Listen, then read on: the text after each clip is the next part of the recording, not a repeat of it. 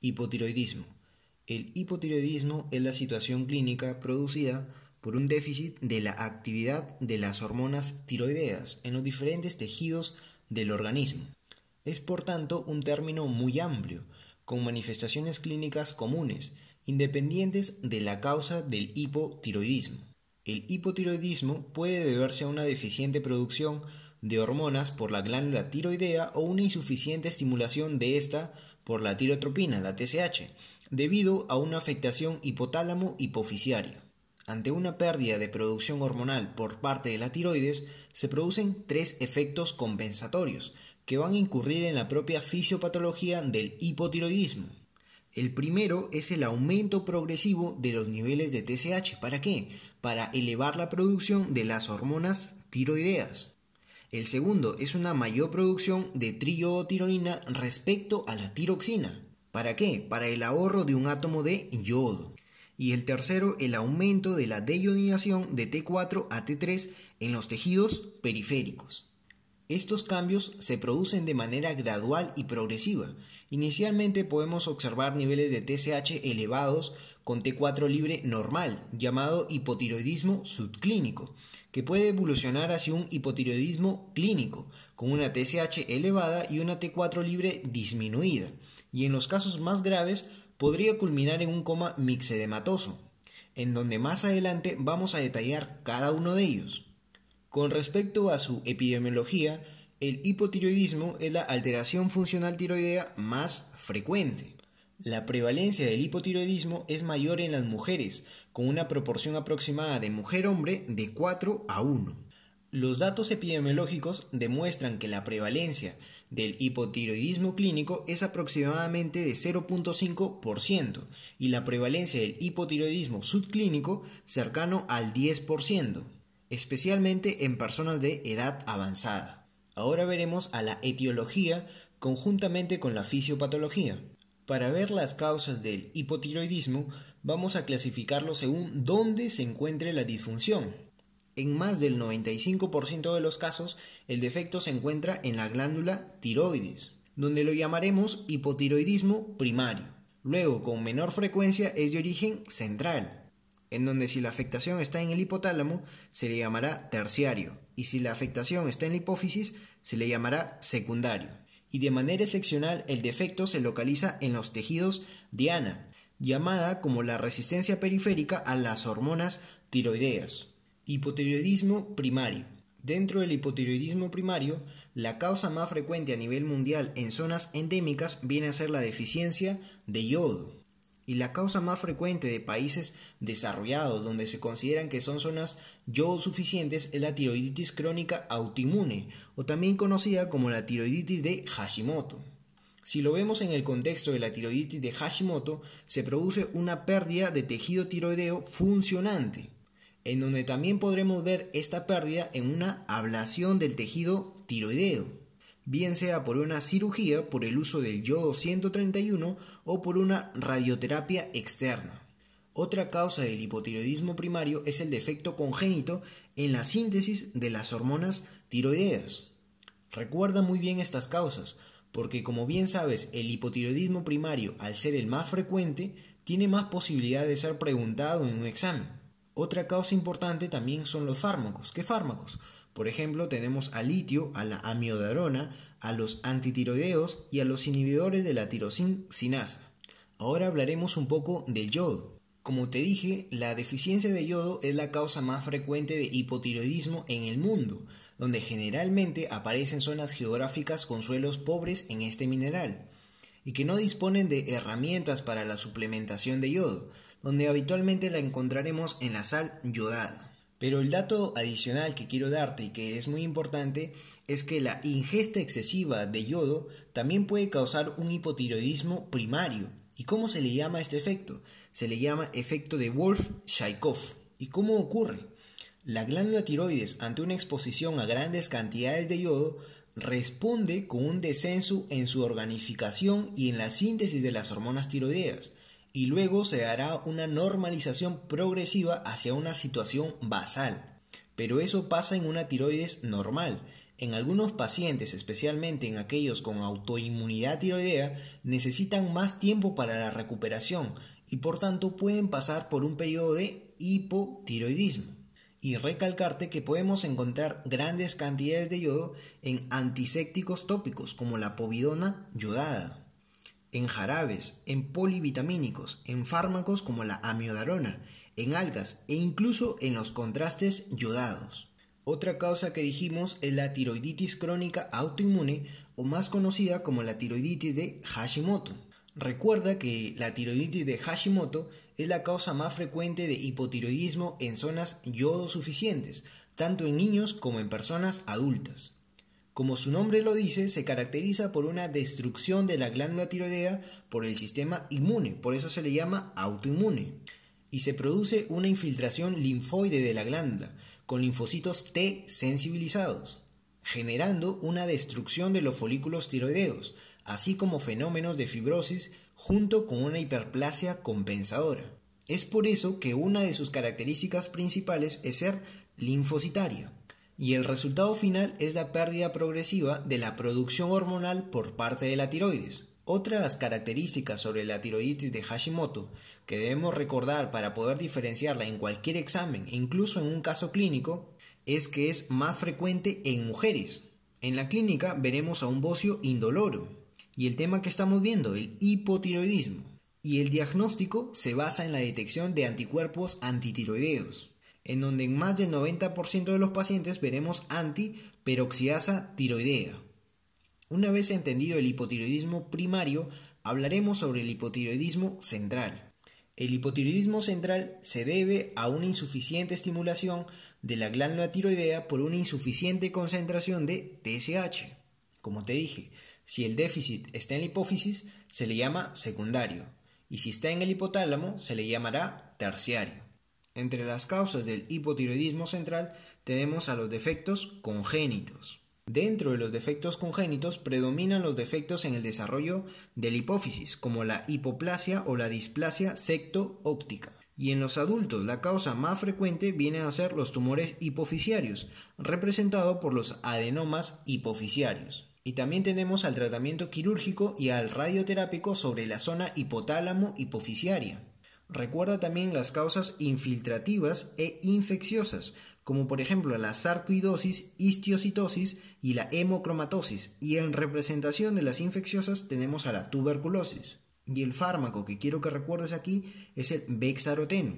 Para hablar un poquito sobre la clínica del hipotiroidismo central, diremos que los síntomas son similares al hipotiroidismo primario, y el dato que ha sido pregunta de examen es que debido a la ausencia del estímulo trófico de la TSH sobre las células tiroideas, estos pacientes no presentarán bocio en la exploración. Ya hablamos del primario y del central. Ahora te daré unos datos sobre el síndrome de resistencia generalizada a la acción de las hormonas tiroideas.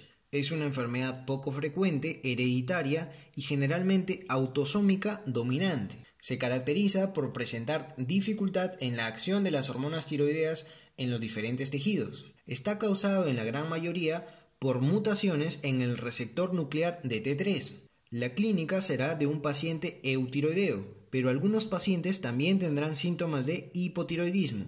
El diagnóstico se complementa con una TSH normal o elevada, más T3 libre y T4 libre elevada, más bocio.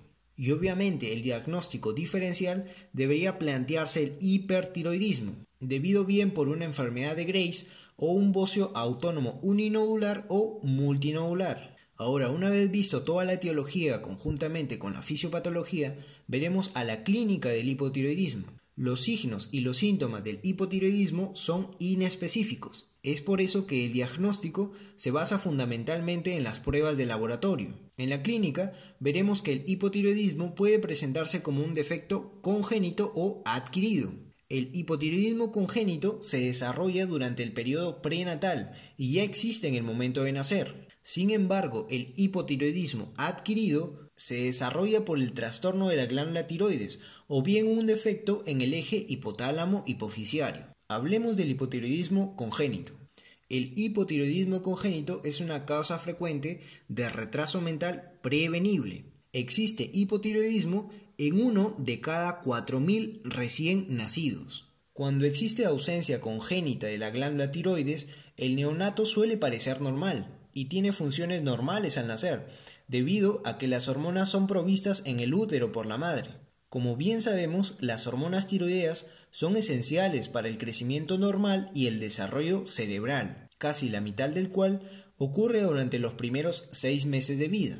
En las manifestaciones clínicas tendremos una ictericia prolongada, un retraso de la maduración ósea. Igualmente será más frecuente en el sexo femenino, en una relación de 2 a 1. También podremos ver bradicardia, hernia umbilical, macroglosia, fontanelas amplias, un llanto ronco, estreñimiento, somnolencia y problemas de alimentación. Además, el peso al nacer será más de 4 kilogramos en un 25% de frecuencia aproximadamente. Y ojo, el 85 a 90% de los casos de hipotiroidismo congénito es sin bocio. El diagnóstico clínico es difícil. Además, en un hipotiroidismo congénito también pueden aparecer las características típicas del hipotiroidismo del adulto. Es por eso que se realizan pruebas de cribado sistemático a todos los recién nacidos a las 48 a 72 horas de vida, dado que el tratamiento debe instaurarse precozmente. ¿Para qué? Para preservar el desarrollo intelectual. Y todas estas manifestaciones del hipotiroidismo congénito, al no ser tratado, se le denomina cretinismo. Sin embargo, el término cretinismo no aplica para el neonato con desarrollo normal en quien sí se da el tratamiento, en donde se dará el tratamiento de restitución con hormonas tiroideas poco después del nacimiento. En los rasgos físicos del cretinismo también podremos encontrar talla baja, rasgos toscos, lengua prominente, nariz chata y de base ancha, separación de ojos, escasez de vello, sequedad de piel, abdomen prominente y retraso de la dentición. Ya hablamos del hipotiroidismo congénito,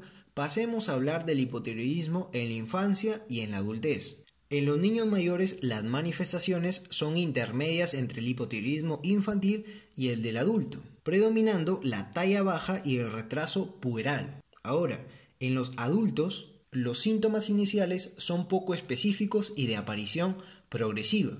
En conclusión, el hipotiroidismo puede afectar a casi todas las funciones corporales. Las manifestaciones del hipotiroidismo se van a relacionar con dos factores.